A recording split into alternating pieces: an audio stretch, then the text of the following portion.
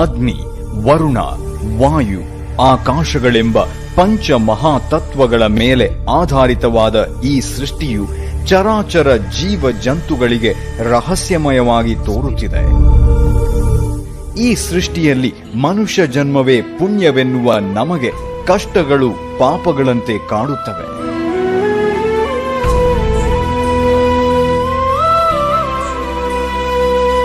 ಅನಾದಿ ಕಾಲದಿಂದಲೂ ಮಾನವನ ಅನೇಕ ಸಮಸ್ಯೆಗಳಿಗೆ ಉತ್ತಮ ರೀತಿಯಲ್ಲಿ ಪರಿಹಾರ ಸಿಗುತ್ತಿರುವುದು ಜ್ಯೋತಿಷ್ಯ ಶಾಸ್ತ್ರದಲ್ಲಿ. ನಿಮ್ಮ ಎಲ್ಲಾ ಸಮಸ್ಯೆಗಳಿಗೂ ಪರಿಹಾರ ಸಿಗುವ ಏಕೈಕ ಜ್ಯೋತಿಷ್ಯ ಕೇಂದ್ರ. ನಿಮ್ಮ ಎಲ್ಲಾ ಸಮಸ್ಯೆಗಳ ಪರಿಹಾರಕ್ಕೆ ನಮ್ಮ ಗುರೂಜಿ ಇದ್ದಾರೆ.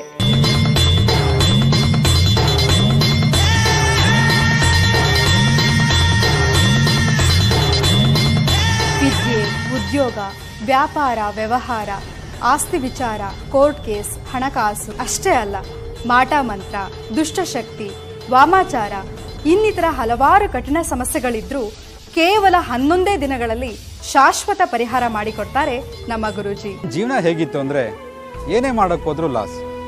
4 ಕಾಸು ಸಂಪಾದನೆ ಮಾಡೋಣ ಅಂತಂದ್ರೆ ಖರ್ಚಾಗ್ತಾ ಇತ್ತೆ ಹೊರತು ಹಣ ಉಳಿತಾಯ ಆಗ್ತಾ ಇರಲಿಲ್ಲ. ಏನೋ ಸ್ವಲ್ಪ ಹಣ ಸಂಪಾದನೆ ಮಾಡಿ ಒಂದು ಮನೆ ಕಟ್ಸೋಣ ಅಥವಾ ಬೇರೆ ಏನೋ ಮಾಡೋಣ ಅನ್ಕೊಂಡ್ರೆ ಆಗ್ತಾನೆ ಇರಲಿಲ್ಲ. ಗುರುಜಿ ಹತ್ರ ಹೋದ್ಮೇಲೆ ನಮ್ಗೆಲ್ಲ ಒಳ್ಳೇದಾಯ್ತು. ಅವ್ರು ಹೇಳಿದ ಪೂಜೆಗಳನ್ನ ಮಾಡಿದ್ಮೇಲಂತೂ ನಮ್ಮ ಲೈಫ್ ಸ್ಟೈಲೇ ಚೇಂಜ್ ಆಯ್ತು. ಯಾವೊಂದು ಸಮಸ್ಯೆನೂ ಇಲ್ಲ. ಇದಕ್ಕೆಲ್ಲ ಕಾರಣ ಗುರೂಜಿ ಅವರು. ಇವತ್ತು ನನ್ನ ಮಗಳು ಅಮೇರಿಕಾದಲ್ಲಿ ಕೆಲಸ ಮಾಡ್ತಾ ಇದ್ದಾಳೆ ಅಂದರೆ ಅದಕ್ಕೆ ಕಾರಣ ಗುರೂಜಿ ಅವರು. ಅವಳು ಅಲ್ಲೇ ಓದಬೇಕು ಅಂತ ತುಂಬ ಆಸೆ ಇತ್ತು.